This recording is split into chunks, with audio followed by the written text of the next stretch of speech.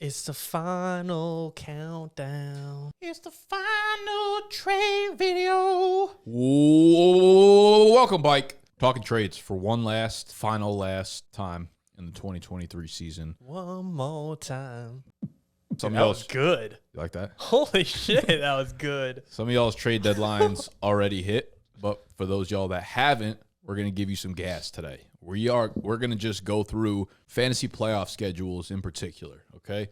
We're going to look at the easiest and the hardest fantasy schedules for running backs, for wide receivers. I threw some tight ends in here. Like, I really got in the grit. For real? I got some QBs. Okay, perfect. That compliments me because I went a little bit deep on the tight ends. I didn't really get into the QB action, but we got running backs, we got receivers, we got fucking everybody galore. So maybe your scumbag cousin's going to be at Thanksgiving with you, and if your trade deadline is Thursday, you could talk him into some bullshit. I know you walk around the neighborhood, little puff, little trade. After that, you get him in the right state of mind, and you could start so hard.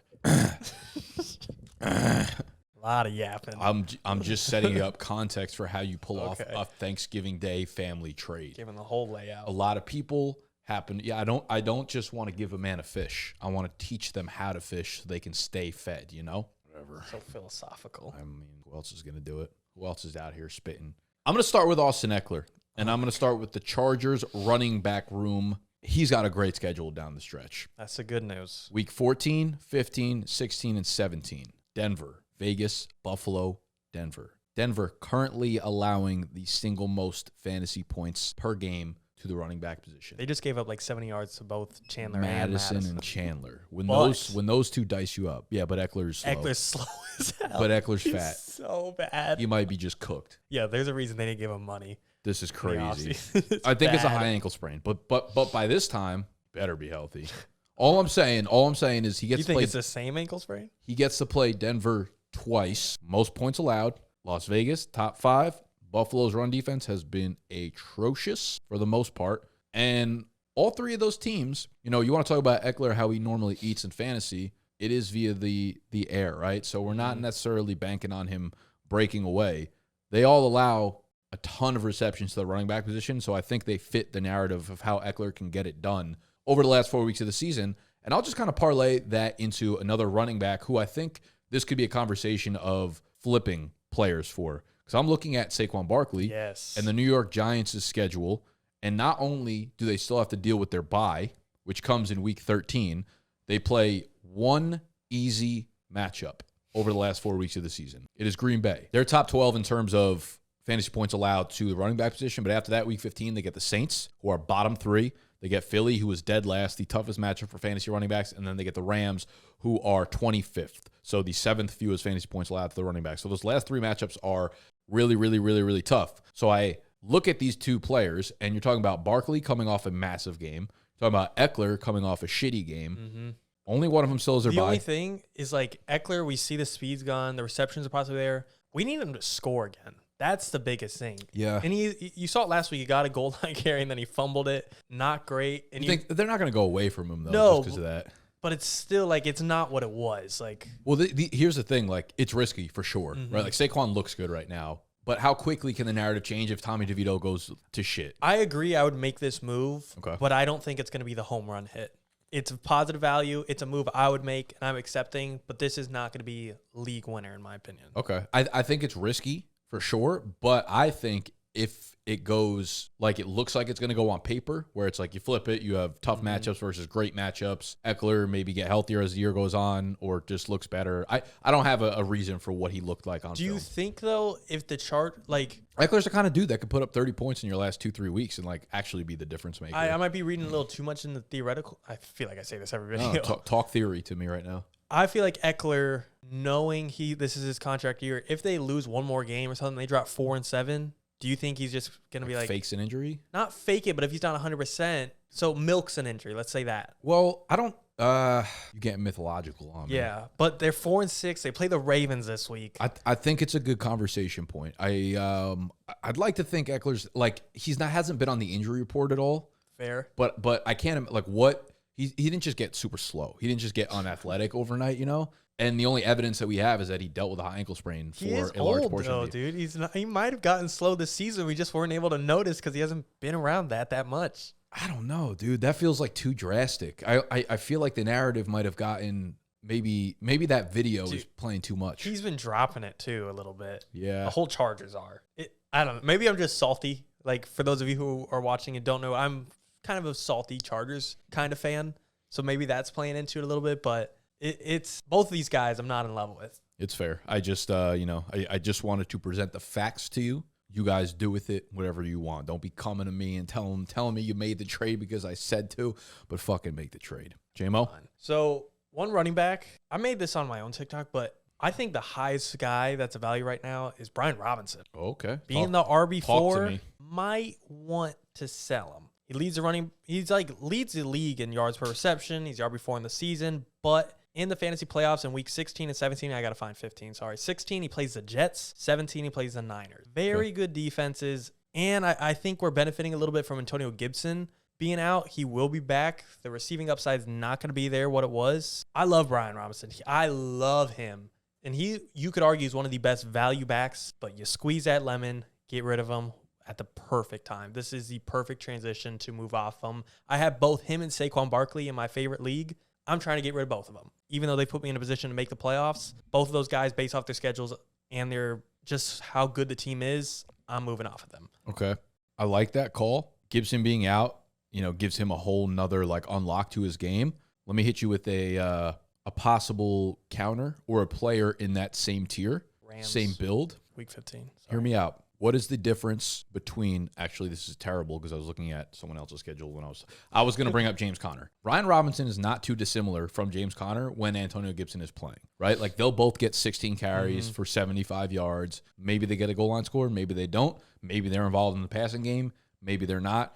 Unfortunately, Arizona does play San Francisco. Chicago has been much better on the ground, and then Philly in week 17 with the bye in week 14. So just wipe that out. I was looking at Atlanta's schedule. I thought it was much better. Turns out it's not. Trade James Conner too if you can. But while we're talking about running backs, a bye, you're not going to be able to flip Brian Robinson for Bijan Robinson, but Bijan's got the right schedule. He does. He has it. Got in week 15, the Panthers who give up the second most points. In week 16, the Colts who give up the fourth most points. And in week 17, the Bears who give up the eighth most points. You did say they are improving. They're not. But they're going to get to gotta, average. Yeah. They're still not going to be a threat. The biggest concern is Arthur Smith.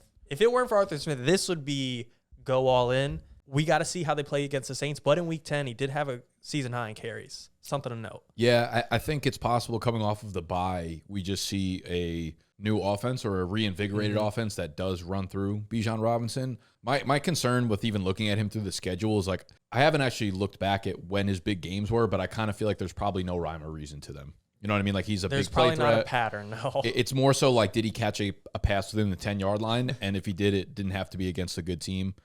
Week 1 was a good game. Actually, you know what? Now that I'm looking at it, the games that were good games, Carolina, Green Bay, Arizona last week, Jacksonville. He does perform a lot better against the shitty defenses, as, that would make a lot of sense. So maybe we should read into this a little bit. I do think if there's going to be a really good stretch for Bijan, it will be over the last 5 weeks. You have coming off the bye, you have just down the stretch, rookies maybe get a little more tired than they did in college. So you have some rest here along with a really good schedule. So maybe now is the time to try to go get Bijan. Maybe you flip Saquon for Bijan. That instead. And just the status of the team being so borderline playoffs, it's like, Arthur, you gotta lean into them, please. I feel you. This is more of a want, but I want Bijan. Yeah, and I mean, it's not like this is probably something that's even fucking doable at this point because no one actually wants him. But coming off his first good game in 82 years, you have go ahead. The Dallas running back schedule, Tony Pollard, week 14, 15, 16, and 17. They play Philly, dead last in terms of fantasy points allowed to the running back position. Good matchup against Buffalo. Miami is actually 26th in terms of fantasy points allowed to the running back position. And then Detroit in week 17, who are great against opposing running backs. So you have 3 really strong matchups over the last 4 weeks, plus Tony Pollard just stinks right now. This last game did not make me any more excited. Dude. Like, I watched him. He didn't look good at all. Shout out to Miami. Their defense is kind of underrated. Facts. But 16 points in half PPR, second highest of the year. Yeah. Like, if that's your ceiling, dude. But the thing is, you didn't need me to tell you his fantasy playoff schedule for me to tell you to trade. Exactly. This is just it's a moot point. In being it's his second highest game, the ceiling's not there, but this is the highest he's going to be at which you could sell him. Yeah, I mean, this is the most juice he's going to have behind his name. Just fucking tell somebody that again he gets Washington this upcoming week. Just try to get him off. Yeah, on Thanksgiving, hopefully he puts on a show. One more run. More run. This is what I'm saying at the beginning of the video. Your fucking cousin, you guys walking around the house. Tony Pollard is that guy that you get off your team because you're all high. All right, more running backs. I got some more. Yeah. Hang. DeAndre Swift. He's my boy. Okay. Did looking pretty crisp against the Chiefs. I was getting concerned. Not concerned, but he's been a little quiet lately, and the tush push is always a factor. But the playoff schedule, it's tasty. I'm looking at it. Week 15, he gets the Seahawks. They give it the 6th most points. Cardinals, 3rd most points in Week 16. And then in the championship, the Giants, the 11th most points. Flip that. Giants 16, Arizona 17. Giants in Week Don't 16. matter, though. He gets both of them. He's the RB6 on the year. He's 3rd in rushing yards. He's top 10 in yards per attempt. He's efficient. He's the RB1. Is a tush push going to be annoying? Yes, but this is an offense that I'm very excited to see play the Giants and see if it could be like the Cowboys where they drop 45 on the Giants and the Eagles allow Swift to get 2 touchdowns. Tony P for DeAndre Swift. That's what we're talking about right there. If that's possible, Tony P. 1,000,000%, but that's going to be tough. Well, Tony P plus Odell Beckham. True. Tony P plus any of these schmucks out here. I think you can make the flip. You know who I'm looking at that I'm a little bit nervous as it pertains to the fantasy playoffs? He's been awesome all year. His usage is starting to creep a little bit downward, and that's Travis Etienne. They've been saying that they're trying to lighten his usage a bit, and we've seen it over the last few games where T-Law is kind of taken off. It's been bugging Doug how much work he's been getting. It's been Peterson's mad. Yeah, he's like, this is not a committee. Yeah. I need to fuck this up real quick. Let me give you half the work. But in Week 14, they play Cleveland, 24th in fantasy points allowed to the running back position. Week 15, they play Baltimore, 20th. Week 16, they play Tampa Bay, 28th. They do have a great matchup against Houston in Week 17, which I don't even actually think that's a great matchup, but it's better than the other 3. These are just not. I'm looking at this. Hold on. I want to correct. I don't think it's Houston. They played Houston once this year, and they play Houston this week. You're right. I looked at Tennessee. I want to say it's Carolina, It's Carolina. That's why. Carolina's a great matchup for them. Cleveland on the road, Tampa Bay on the road, just Baltimore in general. It's a tough slate. These are a tough slate of games where I'm afraid that in like 2 out of 3 games, he's going to give you single-digit half PPR fantasy points. Some good news. I feel like they might have just cut the usage back week because of the blowout. That's what I'm going to tell myself. Etienne's not I don't actually like believe that. I just don't think they have another running back to really, regardless of what they want, I don't think they have an option. Tank Bigsby's dog water, and then who is it, Michael Hasty? Dearness Johnson. Okay. Yeah, so unless Dearness Johnson or Tank Bigsby change, no matter what they want, I don't know if they'll be able to pull it off. Yeah, it's just more so. I think, in my opinion, he's a hold. Like, I just don't think I'm selling him. Sure. I mean, he's in your lineup regardless. I just, be weary of the playoff schedule going forward. Just know it might not be pretty. Should we talk about my GOAT where the playoff schedule is pretty? And that's Cortland Sutton, the Denver Broncos. This was the opener that we were talking about earlier. Week 14 and Week 17, they play the Chargers. That is the second best matchup for fantasy wide receiver. In Week 15, they play Detroit. Detroit's a great run defense. They're not a great pass defense, and they score a shitload of points on offense, which equals fantasy points, which is why they're top 12 allowed to fantasy wide receivers. New England in Week 16. You think about New England, and you kind of over the years, you've gotten this idea that they're an elite pass defense, but they've let a lot of their guys go. Mm-hmm. They're without their first-round pick, Christian Gonzalez. Like, they're not the same pass defense that Judon's been hurt. Yeah, that they have been in recent years. They are bottom 10 in terms of fantasy points allowed to the wide receiver position as well. So they've got all green across the board over the last 4 weeks. Cortland Sutton's been Russell Wilson's best playmaker. He is second in the NFL right now in receiving touchdowns. Dude. Which is kind of wild. 8 out of 10 games, I want to say. Yeah. 80%. Like, he's going to be a guy we say in trivia one year or in a couple years. He's like Marvin. He's like the Marvin Jones. Yeah. I feel like he's randomly just going to have an 11 touchdown year for no reason. He's not been great. Like, he's not putting up big yardage numbers. He's finish Chris Godwin plus a touchdown every game. Facts. He'll finish with probably less than 1,000 yards this year, but he'll score double-digit touchdowns. And these are the games like New England. It's a good matchup, but it's not going to be high scoring, so I don't love it. But like the Chargers and Detroit, 3 out of your last 4, where the other team is probably going to be in shootout mode. Those are the games where you're looking to throw a guy like Sutton into your lineup and hope for, a 5 for 70, 2-touchdown game, or even like a 4 for 60 and a touchdown game is nice. I think the Broncos, it just feels like they always get one on the Chargers. And I 100% agree. Getting them twice is just ridiculous. Yes, sir.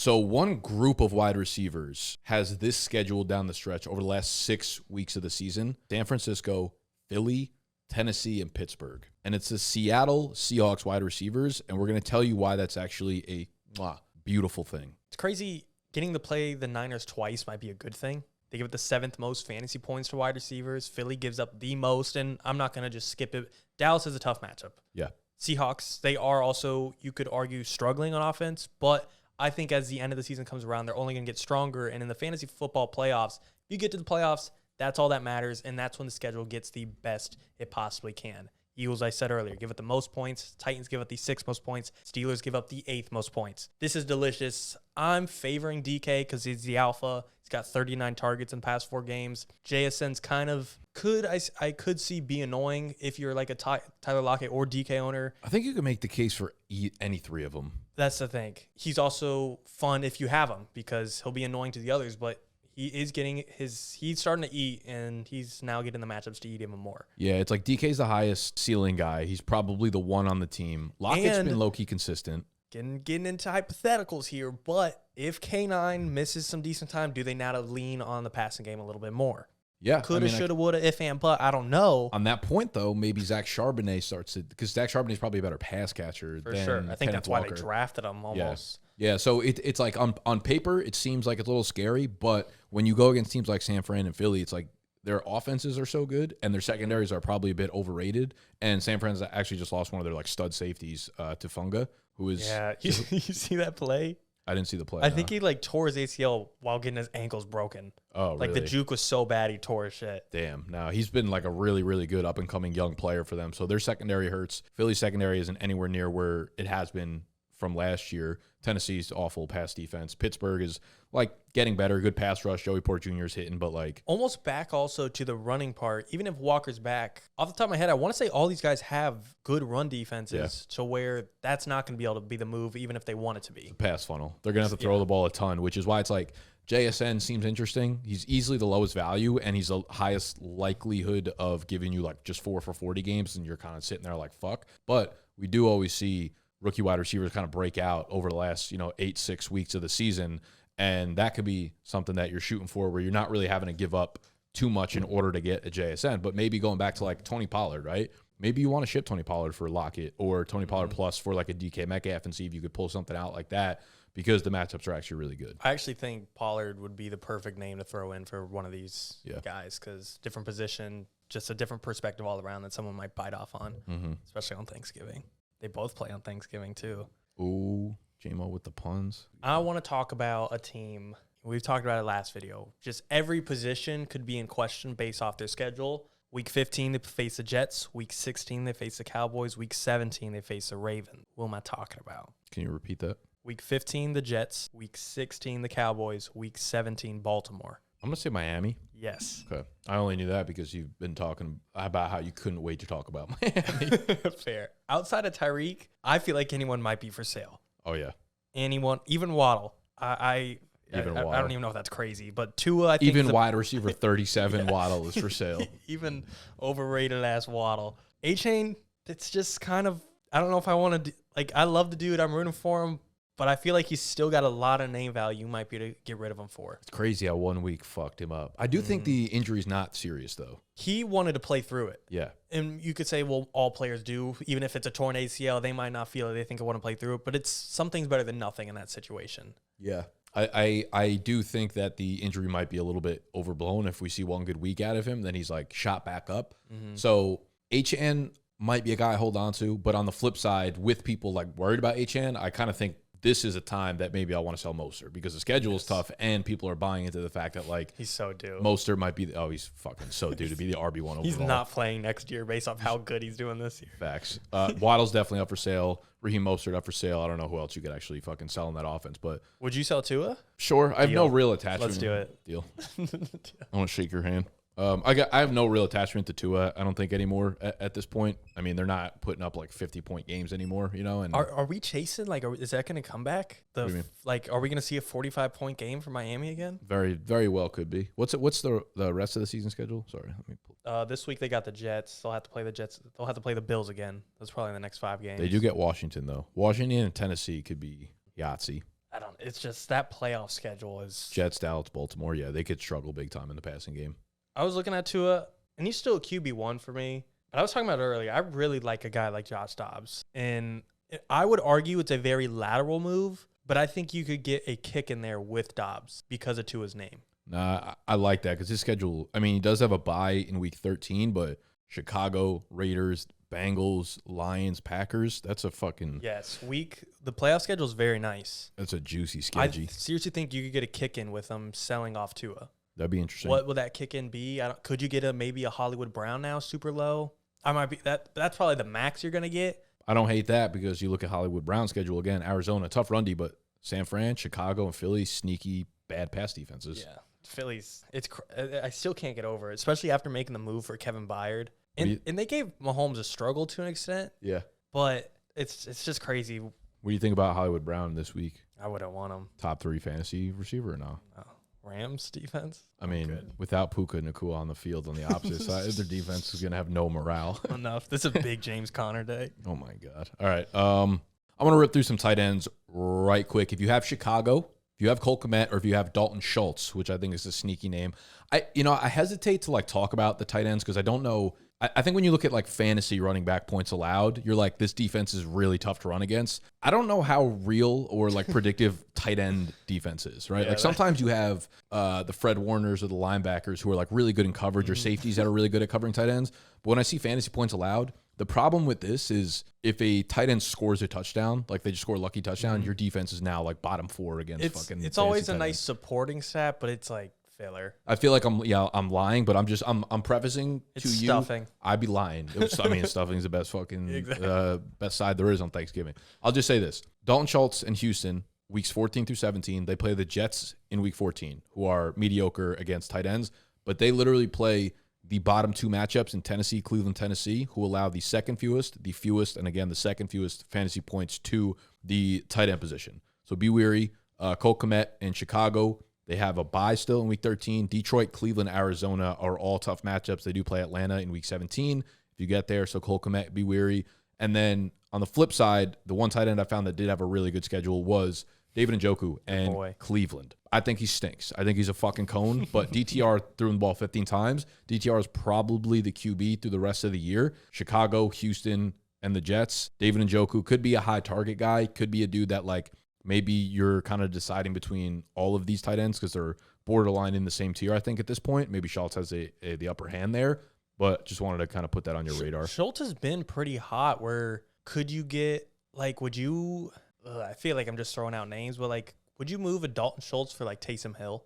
Ooh. Because he's had a quiet 2 games and you're getting yourself into a wild card play. Dalton Schultz is one of those guys where I put these things on paper and I'm this is why you should get off of them. Yeah. And then I'm just but also just use common sense. He's Schultz a safety blanket. He's doing great for CJ Stroud. I do wonder, I don't have the splits off the top of my head. They've had so many moving parts at receiver. I don't think we've gotten a full game in a month or 2 months with Nico, Noah Brown, Tank Dell, and Dalton Schultz all playing. So it's really hard to tell who kind of pops off. I will say Schultz started slow, but he's been just rock solid. I feel like every week he's played since. I will say back to his Dallas days when it was a consistent moving offense he was in, you wouldn't really care about who he faces. You just be this is a good offense I'm going to be invested in. I'm not getting rid of him just because of the tight end stats. Mm-hmm. The Texans are getting close to that point. Yeah. They might be at that point where it's just keeps the electric offense, but there's some tempting names out there you might still be able to convince yourself in. I mean, he scored over Turkey the last... Turkey talk, anything can happen. We'll never stop Turkey talk. He scored 5 touchdowns over the last 7 games. He's been over 60 yards in 4 out of the last 7 games. He's been... The one thing, now that I think about it, I feel like Houston does better when they can get in that little bit of a shootout.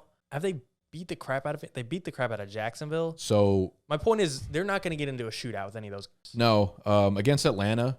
It was 21-19. He had 16 fantasy points. Carolina, they lost 15-13. He only had a 1.5. But every other game over the last 7 games, he's been at 9 half PPR fantasy points or higher. He's been really good. I actually want to see where he ranks. We don't know what we're saying. We just be yapping. His schedule's so hard, but keep him. He's just too good. He's the tight end 7 right now on the year. Okay, but he's been really good. Maybe we should. He's been good. You should sell him and hold on at the same time. Yeah, don't. Hold on for dear life. Maybe just pump the brakes. Maybe just pump fake him to another team. I'm going to touch on the Seattle running back group. I think there's a few different angles we could talk about it from. This is a very popular narrative going around right now because Zach Charbonnet is like the #1 waiver wire pickup on the week. And people are like, oh, we're excited about Kenneth Walker being injured. Some people are. We're not saying you should be. I would be if I had Zach Charbonnet. Quite. With Kenneth Walker's injury, we don't know how long he's going to be out for. Their schedule is, as we said before with the wide receivers, San Fran, Dallas, San Fran, Philly, Tennessee, Pittsburgh. Now, when you look at it from the running angle, way harder. Those defenses are really, really tough. I do think if Kenneth Walker's out, Charbonnet is a guy who's going to play 80% of the snaps, 90% of the snaps. I kind of comped him to like Rashad White in my video today, where it's like he might not do much against these defenses, but he's still going to touch the ball 20 times, probably get all the goal line work. All the volume. Right, 4 or 5 catches. Mixon. Right, so you're going to have him in your lineup regardless. I do think, though, the uncertainty of when Kenneth Walker comes back would make it tough. Like, say Kenneth Walker returns in week 14, San Fran, right? And now you're like looking at a split in San Fran, Philly, Tennessee. It's like, what do I do with Zach Charbonnet like, there? Can you even start him? Can you play him? I don't know, because there might also be like a ramp-up period. It's like, it's an annoying situation you might want to just stay away from and get out of if you can. That's what I'm saying. Like, you might be able to use Charbonnet to a high degree these next 2 weeks, but also, like, legit, I think a very realistic thing that happens would be Kenneth Walker returns in week 14 against San Francisco. It's definitely not a season ender. He plays 35% of the snaps. Then the next week, they're like, oh, we're ramping him up against Philly. With that knowledge in your mind, can you even play Zach Charbonnet? Like, probably not. You probably got to sell him on the little bit of hype there is right now. That's what I'm saying. Like, you could flip him probably for someone right now. And he's like a player that I want on my team, but I think if you're being smart and you're looking ahead, there's so much uncertainty around what is going to happen during the fantasy playoffs with that backfield. Yeah, that's a really good point. I would gotta get Chicago running backs. Yeah, I mean, I'm not really sure what fucking point I was making here with them. They have a tough schedule, though. They still have their bye. Detroit, Cleveland, and Atlanta is actually a really, really good run defense. They have Arizona in between them. I don't know what's happening with the situation. Deonta Foreman got a little banged up. Khalil Herbert's now back. Roshan Johnson still stinks. That's something I just don't want a piece of. Yeah, no, I wasn't going to say buy him whatsoever. Yeah. I was going to say if there were reports coming out between when we film this on Tuesday night and like Thursday where it's like, Deonta Foreman's on the IR now, Khalil Herbert's the guy. That would be huge. Yeah, like maybe you can move him or something like that, but I just thought it was something to be conscious of. Back to Seattle, this doesn't even have to do with Seattle, but speaking of injuries, is there like, should you just try and get anything you can for any of the Bengals players? Like I look at them like. Higgins is scary because we got no idea what the fuck's going on with his injury.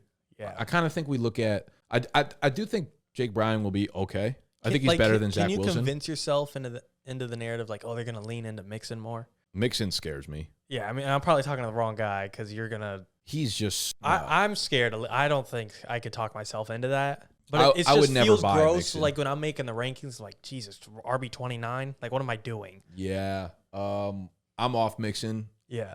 I think the smart way to look at Chase is the same way that we looked at Garrett Wilson when Aaron Rodgers went down and how we looked at like Terry McLaurin. It's like uber talented, shitty QB situation, never really know what we're going to get on a week-to-week basis. I think it's a better situation, and he's more talented than the Jets and Garrett Wilson. So, like, I'd be hard-pressed to move Chase outside of my, like, top 12 to 15 rankings, but he'll have... Per week?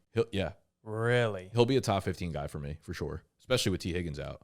Or are you saying that's too low? No, I got him, like, flex play area. Okay, so if in the beginning of the year, when, like, Zach Wilson was playing... Excuse me. How high were you ranking Garrett Wilson when Aaron Rodgers went out? Like, he was still, like, the wide receiver 15, 16. Still had him, like, a wide receiver 2. I guess maybe it's just because maybe I barely know Jake Browning, Zach Wilson. I still had some glints of hope, but it's just, is it this week they play the Browns? See. I think that's why I have them so low. Could be.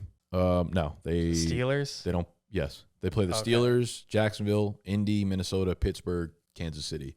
So I wouldn't lean either way. I don't think it's a great schedule. I don't think it's a terrible schedule. I think it just kind of is what it is. But again, I look at it the same way I looked at like Terry, the same way I look at Garrett Wilson, where I think Garrett Wilson's scenario was worst case, where it's like the quarterback was fucking unusable. Couldn't even throw the damn ball. Where I have a little more confidence in Jake Browning, I think.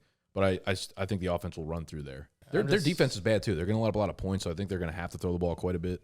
The Bengals? Yeah. I feel like their defense ain't too bad. No, they're not good. Trust. It's great. I don't know about all that.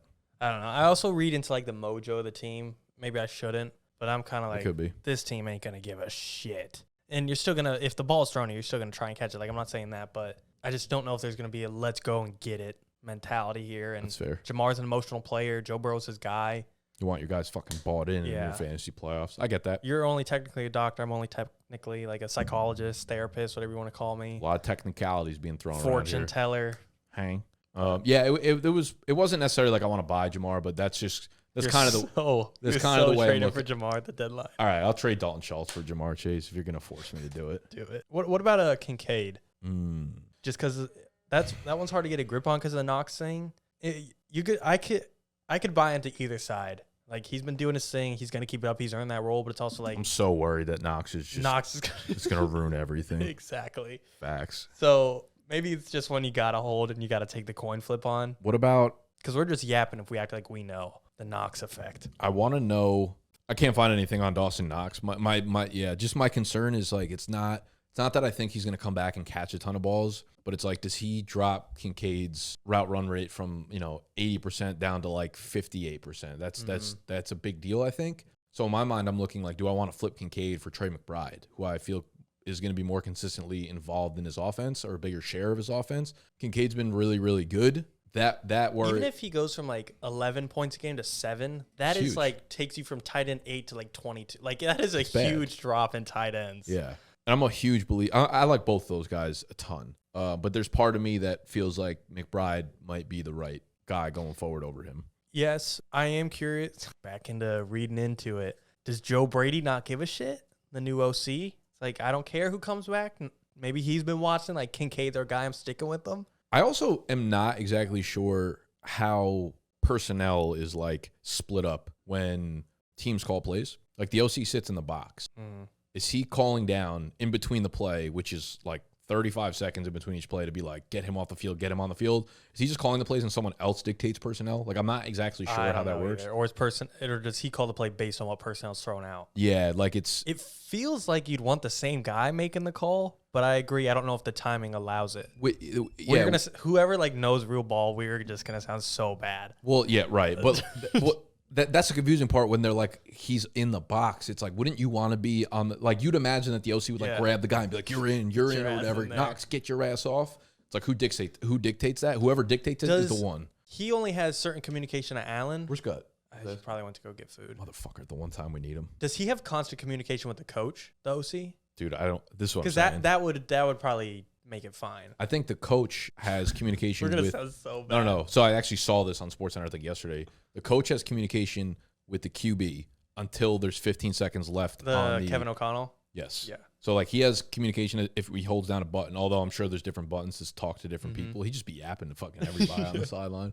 I don't know how that works. I don't think the coach needs to hear the play call all the time, so I don't think them two are talking that often. No, but do they have the ability to whenever?